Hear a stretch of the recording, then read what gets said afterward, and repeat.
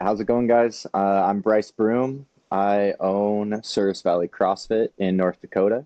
I'm here to teach you guys how to develop your staff so you can step away from the gym, go on that vacation, even if it's a small trip with your friends and family, just like I am here in Georgia. We're along the Chattahoochee today. Got a nice cup of coffee, and I'm sitting here with Mike. So let's get it started. All right, here we are. In under 2 years, Bryce has taken Source Valley CrossFit to a point where he doesn't have to be there every second. Like right now, he can take much deserved regular breaks from his gym to vacation or train for the CrossFit Games, which he's going to compete in very soon. And we'll have the whole Two Brain team cheering for him. If you're interested in a few days off, this is the show for you. This is Run a Profitable Gym. I'm your host, Mike Workington. We're going to talk about taking some time off. Owner-operator businesses can be prisons. You're wearing all the hats and you can't ever take a day off, or so it seems. I believe back in the day, Chris Cooper was present for the birth of a child, spent a little bit of time at the hospital, and then ran out to coach some classes at his gym. If you can believe that. Other gym owners have similar stories. We're going to help you avoid that kind of stuff today. So how do you escape the prison? You got to develop your staff. We're going to get into it. Ready, Bryce? Yeah, absolutely. Let's do it. All right. So we are on vacation right now of sorts, even though you're working with me. Talk about your current staff situation. What does it allow you to do at the gym? And what we're trying to do here is figure out what your current situation is and how you're able to be right where you are right now. Yeah. So my staff currently, there's two individuals where this is their full-time job. They do all of the coaching. They have personal training clients, and they're both pretty well versed in like back-end things as far as how to do billing, how to set up a profile, things of that nature. And then I have a client success manager who works about 12 hours every 2 weeks.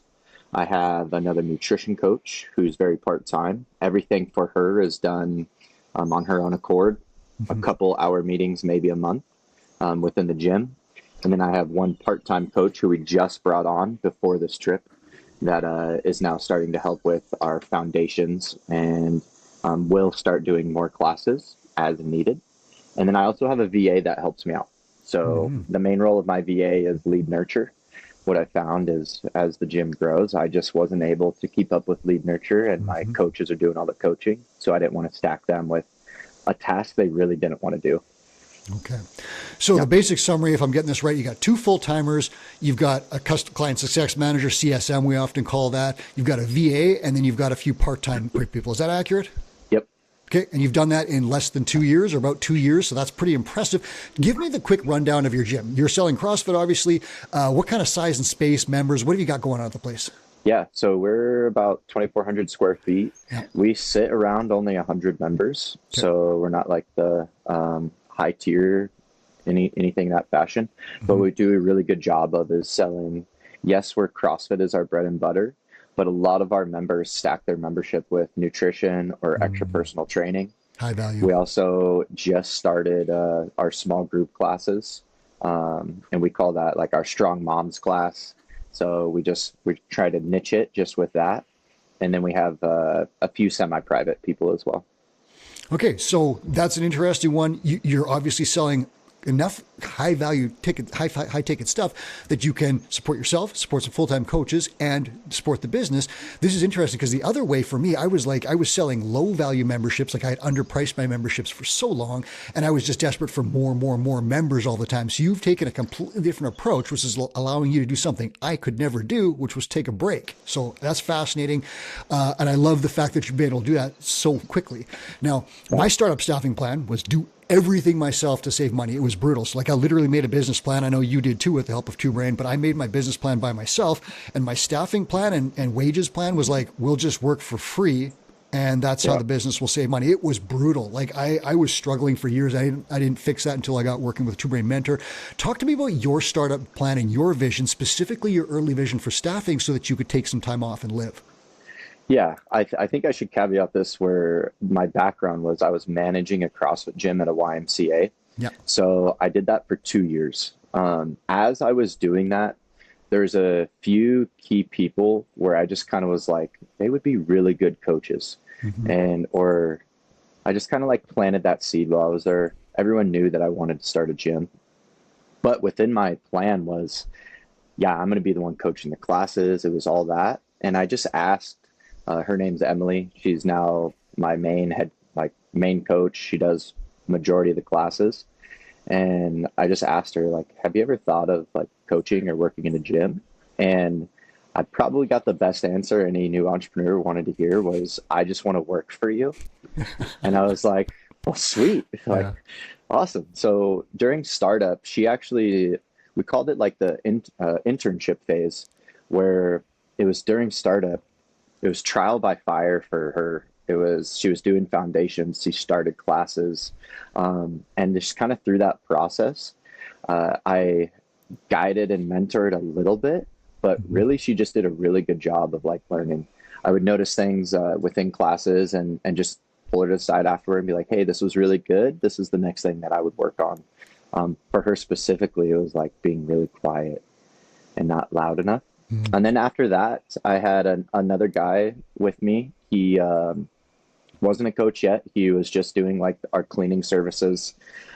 He's my one of my good friends, so I did tap into my own friend group, but I got that through my old gym and my old job, Mm-hmm. and he helped me build the gym. So I knew that this was also important to him, and again, kind of planted that seed of like, do you ever think about being a coach? Mm-hmm. And then as we slowly grew, and I was like, all right, Emily's taken all the morning classes. She's a rock star at it. I don't want to work till 7 p.m.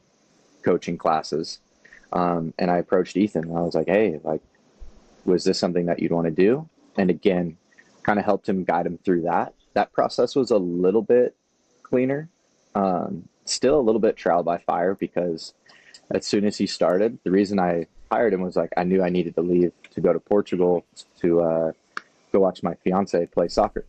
So I was like, we need more staff. And then when I left, it was like, alrighty, man, here you go. Obviously coached him through a few classes, made sure that the bare minimum could be done. And I wasn't really worried of like, hey, make sure you see every cue and make sure I knew for both of them that would come. It was like, that'll eventually happen with reps. So we grew in that capacity coaching wise. And then it was like, well, I really want to grow the gym. I know I can grow the gym probably while being gone, but I need help with like current clients. And that's when I looked into my own community. And her name's Oriana. Bubbly personality, always cheering people on in our private Facebook group, congratulating them, like tells her own story really well. And just randomly when I think it was like a Thanksgiving lift off, and I'm like lifting with her and I'm like, would you ever want to like work for me? Just like casually. And next thing you know, again, she was like, that would be like one of my dream positions, is like marketing and being in a gym that she loves the people and loves seeing people succeed. And I was like, cool. So I just kind of like planted that. And then my other two coaches were also from within the gym. Mm-hmm. She's a chiropractor who's our nutrition coach. Very caring personality again. Is very professional. Both Oriana, Krista have been in a profession for multiple years. Emily and Ethan were in their low 20s when I hired them. Mm-hmm. So that was a little different in the two processes. Is two people that definitely need a lot more mentoring, and two people that were already like, hey, you just need to tell me what to do and I'll do it. Mm-hmm. So I think that was the main difference between experience and inexperience. Mm-hmm. So I was hired some experienced people that, hey, as soon as you gave them a task, they just needed like an SOP or what needed to be done. Okay. And then lastly, Kayla, she's a physical therapist. Hopefully will end up subleasing from our space as well. Mm-hmm. She's just hired her as a coach. Again, someone who's been in the profession of almost like help first. So when I go back and like look at all these people, like they all have the main characteristic that I look for is like, they're not selfish. They're always willing to like give a helping hand out. They're always willing to listen and like be empathetic with people and not just like harsh, Mm-hmm. because they know life is hard. And I think when I talk to my staff, I talk to them in that manner too. When I develop them and when I talk to them is like, hey, I want to know how you're doing first before we're even like, we need to get this, this, and this done, Mm-hmm. or show the vision. So that's kind of how I developed. A lot of it was from within and just like who I thought just by speaking with them would be a really good fit for the culture that I wanted to build. Mm-hmm. I knew that that was going to be important. That makes a ton of sense. And you've done an awesome job of picking people. You're essentially hiring for character and training for skill. But in some cases, you found some people who had some great skills and put them in the right place. And then you mentioned mentoring them to success. So this is all interesting. One of the big questions for me I want to ask is, I was so scared when I opened a gym to take responsibility for someone else's income, right? I didn't know. I was first time business owner. I didn't know what I was doing. I'm like, I can, suffer myself, but I didn't want to put someone else through that. You hired some people and you put together a business plan and so forth. How did you account for all this to make sure that you could sleep at night? Because I couldn't do it. Yeah. Um, to be honest, Mike, like before opening a gym, like, and just the way I kind of grew up, I know I don't need a lot. Mm-hmm. So I know if I was able to support a staff, that eventually my income would come. Now Mm-hmm. with Two Brain, they were like, nah, that ain't gonna work. So I did pay myself first. And then because we were Good. successful, I sat down with them and asked them, like, what is your financial goals? Mm-hmm. Like, where do you want to go? And for younger people, that's really hard. My younger staff is like, I have no idea. But now Emily's getting married. They're going to Start probably thinking, yeah. eventually want a house. Like, now, hey, let's think about kids. And back to the original question, within my business plan, I had money set for payroll, where it was Key. like, Yep. this is what I'm going to pay myself, but also payroll for staff. Mm-hmm. We need to hit this number for me to be able to pay them this amount and myself. Mm-hmm. To know that I was like comfortable in doing my due diligence of like realistically as a CEO, they're trusting you to be able to build this thing so they can support their future. Mm-hmm. And that's special when someone trusts you with that.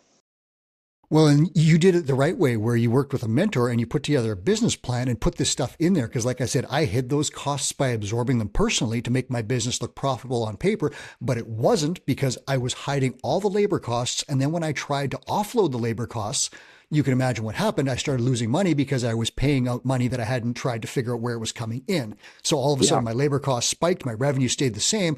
I was in a horrible position. That's when I called Chris Cooper and said, dude, I'm losing $5,000 a month. What do I do? Right. But Yeah. you went the opposite way where you sat down, made a business plan and figured out exactly where, what do I need to make, set a target to get this for myself, to pay this for these people, to create the lifestyle I want. Because like you said, you're, high-end athlete training for the CrossFit Games. You got a fiance who's playing pro soccer or football over in Europe, and you got to visit her from time to time, and you're on vacation. So like you put together a much more solid business plan than I did, where I hid those costs. And it's fascinating to see how that's turned out for you, because it took me like 8 years to take time off. It's taken you 2 or less. And I'm fascinated by Yeah. that. Another thing you mentioned that I thought was really interesting was I focused on finding coaches.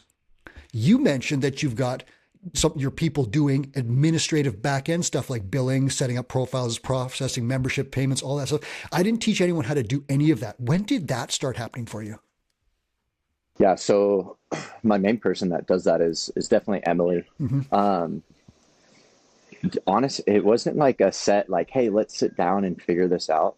It was the problem came up where she was in the position that she could do it, and then from that part I taught. Uh-huh. So or she just approaches me as like, hey, like I have this member that wanted to add a package this way early when we started. How do I do that? Okay, let's show her, have her do it, don't just do it for her. And then that was kind of like how she was taught. Now for Kayla, actually after this meeting, because she's still being onboarded, we fast tracked it. We have a Microsoft Team meeting or Google Meet, and we're going to go through that process again because it came up. She's getting personal training clients, and like they want to buy it now, And but now they're sending it to me, and it's adding this layer instead of just having her, hey, this is my rates. This is what it is. When would you like to start? Boom, boom, boom. Mm-hmm. Perfect. So now it's part of your, my onboarding process for sure, that everyone's able to, with their client, start and stop packages, refund invoices, send them out. And if they don't know, then they know to ask probably Emily first before asking me, because she's well versed in it too, to where while I'm gone, I don't have to be like, okay, let me go into Kilo really quick and refund, when it's just like 2 clicks. Mm-hmm. And that's one of the key things. Like, I wanted to ask about that because often you look as a gym owner to hire coaches first, but that's maybe not the best hire if you really think about it. There's other stuff that could come before that. I'll ask you this before I say the next part. Yeah. Did you do the value ladder exercise? And you might not have because you put together a business plan, but did you do that exercise with a mentor? So I wouldn't say like Courtney and I directly did that. I'm sure I did at one point of like, hey, what's our lowest? Yeah. Like, what can we pass off? And what's the things that like, hey, Bryce, you need to do this for the business to succeed. I feel like personally, I do a good job on like, yeah, this can be passed off. This is not low value because it's just like low effort, but very high priority things that someone else can definitely do if you just teach them, to where as the CEO and owner, you can now focus on the things you want to focus on, whether it's like building that new program or developing staff or being a better leader or and that doesn't going on vacation. Me. Yeah, it doesn't surprise me because you put together a business plan and accounted for staff inside of it. You had that plan already in place and hit the ground running with it. Whereas a lot of gym owners like me, we didn't have that. And so we had to kind of backfill things. And you start as an owner operator, you do all the stuff and wear all the hats. Listeners, the very quick value ladder exercise principles are you list every single job that you do in the business from cleaner to CEO level tasks, and you have them all on a list. You go beside each one and you put a replacement cost per hour. So it's like cleaner, $15, bookkeeper, $21, group coach, $25, personal trainer, $40, whatever it is. You rank all that stuff, you put it on a list, and then you say, how can I buy back time somewhere here to use that time to make more money here? So it's like easy one, hire a cleaner for 4 hours, costs you $60 or whatever it is. You take those 4 hours and you start doing CEO level tasks where you are, let's say you're sending out marketing emails and you're making $70 an hour. That's an easy win because you paid 60 for 4 hours and you're making $70 an hour, 280. You do the math. That's exactly how it works. And you go through that all the way through your business. Alongside that, you have formalization of tasks, roles and responsibilities, and delegation processes and mentorship. So you're not just tossing people and saying, hey, you got the billing now, and you walk and hang out with Bryce on the Chattahoochee here. You actually teach them how to do it. You do it yourself first, document it, teach them how to do it, then offload it. Then you can hang out with Bryce on the riverbank. Then after that, you come back and see, did anything go wrong? And if it did, you fix it and help them. If it didn't, you're good. You move on to the next task. So this is all to say there is a formalized process for this stuff. You don't have to just start flinging, roles at people or hiring people randomly. There is a very smooth way to buy back your time. And it's called the value ladder. A two-brain mentor can show you exactly how to do that. So that's the short version of it. And again, Bryce didn't have to do all of that because he built this stuff into his business plan, but he was very clever and started working on this business plan before he even started opening so that he could do this properly and didn't have to correct as many errors. Yeah, go ahead. Yeah, I'd say like the biggest thing my mentor taught me was like the simplistic form is your cleaner's working from 3 to 4 to clean your gym. You have 2 NSIs. You're paying that cleaner $17.50, maybe $20 to clean for the hour, and you do 2 sales that are both $500 front end revenue. Yep. So you just made the gym $1,000 instead of cleaning your gym because you hired someone for simple as $20. I mean, that's the simplest way that I can put that is find the lowest thing that takes up probably the most time to where you replace it with something that can make you more money. That is the simple ground level explanation. But when you're deep in the muck and it's like apocalypse now right up to your eyeballs, it's not easy to see that because I was like, I got to clean the thing. I got to fish the broken key out of the lock. I got a wasp nest on the roof. I got like all those things got in my way and I couldn't see a way to what Bryce just laid out in the simplest possible fashion. But there it is. Pay someone $20 an hour so you can make $500 an hour or whatever those numbers are for you. But that's the exact principle. It applies everywhere in business. Bryce, talk to me about the first time when you took an extended period away from the gym. Like, was it scary? Did it go well? What happened? Yeah, it was definitely scary. Yeah, right. Uh, The baby is in the bath, right? Like, oh, yeah. So I believe I stepped away from the gym for the first time, probably my first trip to Portugal, and it was like a week. Actually, yeah, I guess so. Like my startup, I was doing sales mhm. technically in Iceland before we even opened, though, so I'm not going to count it. Um, actually, step away was probably like 6 months after open, That's still and it impressive. was it was like I have two coaches and me, and I was just like, if any of them get sick, like now one person's just doing everything, Yeah. and it was really scary. And I think the best thing you can do when you first step away is talk to your staff and speak belief into them and that you trust them and that they can get the job done. Mhm. Because obviously, you being there all the time, they're going to see you as like the crutch Mhm. and that the go-to person for everything. Now, when I stepped away, it was like, all right, we're doing this. Like, guys, I'm on a 7 hour time difference. As problems come up, you can message me, but I may not be able to get back to you right away. So, in a sense, I kind of left them on an island and let them like learn and learn how to problem solve if Mhm. something came up. I think that's also important as an owner, even managerial stuff is like you don't want to be overlooking them on everything. It's like at some point you have to give the power to them and really like believe in your staff that they can get it done while you're gone. Mhm. Because if you don't and you talk to them of like, oh, do you think you can do it? Instead of, hey, like I know you can do this. This is the SOP. Here it is. If something comes up, just message me, and we'll talk it through. It was terrifying. Like every time I leave, I'm like, man, what's going to happen? Yeah. Luckily, really nothing big. There's always going to be small things here and there, and maybe a coach doesn't show up, but in the moment, like, what can you really do? Mhm. Like, all right, I'm Mhm. going to talk to my coach, and we'll lay down our expectations again, apologize to staff, and move forward. Yeah. There's no reason to sulk on anything if while you're gone, something does happen. Mhm. And so that's the plan that we often refer to with True Brain, the hit by a bus plan. You put this stuff in place and you mentor your staff and you do all these things. And then with the help of a mentor, you decide, I'm going to take some time off. And maybe you don't like run shirtless with Bryce full of sangria through the streets of Portugal, flipping Alfa Romeos or whatever, like at a soccer match. Like maybe you don't do that first, but you take like a weekend off, right? You do something like Yeah. that and just see what happens. You give your staff your cell phone for emergency use only. Tell them here's all the stuff, right? But call me if it's like if something's on fire, and then you go away for a weekend. And you come back and see like what went wrong, what went right, and it could be something like basic that you forgot, like you did not tell the cleaner how to get more soap when it was out. Something little simple like that. You fill that in. You backfill into your processes, figure it out, reinstall those with that person. It could be something major like Bryce said, like two people got sick and I didn't have enough backup. Then you got to look at some different staffing concerns and things like that. But that's the idea: is you do these tests, you see what breaks, fix it. If you always wait till it's perfect before you take some time off, you may never take time off. After this, if 2 weeks, if 2 days or something like that works well, extend that a little bit, and eventually you can work that up to like longer periods and so forth. And there are many two brain gym owners that run their gyms from afar. So there are people that run gyms from Florida and they have them in other locations. So they're offsite owners. Other gyms owners work very few hours supervising their gym, and they do it like in Chris Kruper's golden hour concept where they crush stuff for an hour a day, move on to other stuff. There's all sorts of different plans. There are other gym owners who are much more hands-on in the gym, but do take extended vacations regularly because they have all these systems and processes in place.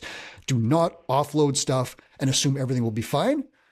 But also don't worry too much. Do it properly, put the systems in place, mentor your staff, take some time off, then fix the stuff that didn't work out. And it's a constant cycle of improvement in a business. And that makes all the difference in the world. Bryce, how did a mentor help you do this? Give me some, you talked about it, you brushed on a few points, but like working with Yeah, Courtney, what are some specific things that she did to give you some real support here to help you get to a place where you can take regular vacations? man. I mean, that's a good one. I mean, Courtney's been like super instrumental for me. Mm-hmm. Like, even if I get like a little emotional about it, but really, she like put the belief in me that I'm like doing it, Mm-hmm. you know, and that like I not like deserve, but like you earned the right to go and leave because of all the hard work you've put in. So that's one of like, not even just like business side, but as a personal side of like helping me just believe in self was like huge. Like, hey, Bryce, you're doing it right. Now from like analytical side, it was, we're looking at numbers, we're making sure that we have the right amount, like top end revenue. We're looking at all of our expenses. And then I mostly just do like check-ins with her. So like, while I was in Minnesota, my truck broke down and it was just like, crap, can I do this? Like, I need to get back home. Can I buy a truck right now? And I just called her real quick. She's like, well, what do the numbers say? It's like, yeah, they say that I can. And so I've done that for my trips as well, of like, Right. hey, like I want to go on a trip in 3 months, or I want to every other weekend go here. What do the numbers say? Like, is your staff in a good position for set up for success? Yes. Is the money there and you want to go do it? Yes. Okay. Then why not go do it? And now I say all this, right? Where you, as a gym owner, you can make pretty dang good money. You could pay your staff really well. Because of my lifestyle decisions, there's also been other things that have to take a back seat, whether it be your investments or I've wanted to buy my first home. That's got to be put on the back seat because right now, my current life, I want to travel. And those are decisions that you also have to be okay with after you get out of the muck of, man, I'm not the only one in the gym. I've got great things. I want to go do this thing. Now it's a little life assessment of like, what's really important to me right now. For me, that's going to see my fiance and training for the CrossFit Games and needing to travel. For others, that might be, I want to go on a camping trip with all my kids and or go fishing. And that fills your cup too. Some people need a week, other people need a day, but really those lifestyle decisions help you be a better CEO and leader for your staff and to develop your staff, in my opinion. So that would be my 2 cents on that, as well as like, there is some give and take when you leave or go spend money on these trips. It's not like it's an endless flow of cash and you can do everything. Unless you're in that position, then that's awesome. But that's, I mean, what I'm hearing from you is that Courtney gave you essentially permission to like step back from the business, because sometimes it takes that and I didn't have this at the time, but it takes an objective person to say, Bryce, everything's okay. We've done all these things. We've ticked all these boxes from an outside perspective. You can take a week off, dude. And that's the emotional side, saying, give me permission, and then holding you accountable for, did you book that trip? There's that side. But then the other side of that, because you can't just do that and hope everything's great. The other side of that is that analytical, here are the numbers that back up what I'm saying emotionally, right? I'm giving you permission to go, but this is the cash flow. This is the books. This is the quarter. This is your annual report. Everything here says you can do it. And you said exactly that. Can I buy this truck? Yes. Can I take this trip? Yes. If the numbers add up, then it's okay. And that's the whole system there, is that, permission and support, also the accountability and the data, because Two Brain Systems always run on data. And it's not just enough to say, woo, Bryce, take a week off and the gym burns down. Like, you got to have the back end stuff for that as well. Yeah. So I know you've got meetings coming up, and I know you got a bunch of stuff to do on vacation here. So I'm going to wrap this up. I'll ask you, gym owner is out there right now. They are listening to you and they're in the muck right now. And they're just saying like, I could never take a day off. I could never do what Bryce is doing. What is your advice to that person? Well, first I would say book a call with Two Brain. Find you a mentor that understands the situation, with whatever situation you're in. Don't over stress about it. Believe in yourself and your capabilities as a leader and CEO, that you can develop individuals and create a culture that is a culture that you are proud of. And then once you develop the culture and that like own trust in that you're capable, just start developing that staff. It's little bit by little. Okay, this came up. Okay, this is how you do that. Write it down on a piece of paper, put it in a chat GPT, create an SOP. Awesome. That's done. That's a minor step into a bigger goal we want. So I would say get a mentor, create the culture, and know what culture you want to bring, whether it's a health first, or if you're in like a athletic development gym, maybe you want more like rah, get after it type coaches, then create that and understand that not everyone will fit into that mold, but you also have to fit those people into the right places. Right. So with Emily, she was also a nutrition coach. She didn't like it. Then we took her out of that role to a spot where we knew she could be successful. And biggest thing is just like, don't give up on it, because you're capable and that you have the skill set to be successful. And you need to believe that first before you can move forward. There's your summary. Bryce, where can people cheer for you at the CrossFit Games? Is the team name going to be Souris Valley CrossFit?